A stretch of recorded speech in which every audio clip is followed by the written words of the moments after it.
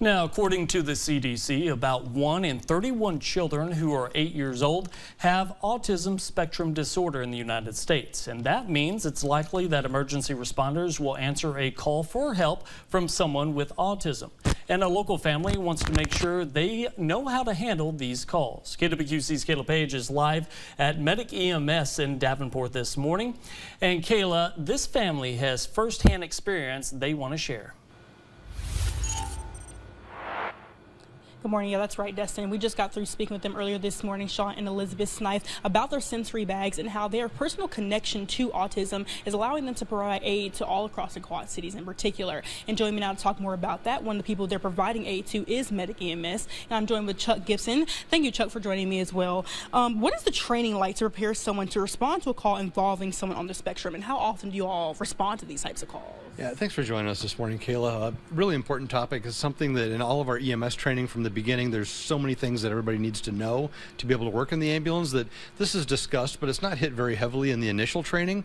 So it's nice to have some resident experts to be able to come in and do some personalized, a little bit deeper training for our crews. Absolutely. And then let me step aside so they can see what's all in the bags, of course. And then how does having these sensory bags help you all on your calls? Yeah, these are wonderful to have for somebody that has some sensory issues. We can provide something to them to give them comfort, to occupy their minds, to let them know that we do understand what they're going through, and we are trying to tend to those needs to be able to provide for them that we wouldn't normally have. Of course. And then with having, how would you say the impact is of having someone like Sean on your team who also has the personal connection to managing patients like this? Yeah, it's wonderful to have Sean and Ellie as our resident experts here to not only be parents of somebody that has autism, but to be a paramedic as well, so they can take that personal information and make it make sense to us. I mean, there's so many things. You can go out to the internet, there's books, there's all kinds of resources, but to have that somebody that really knows it firsthand to be able to tell us, this works for my kids, and firsthand experience, these things work, it's great. Of course, absolutely. And we'll have more details of what is included in the bags, and again, how these resources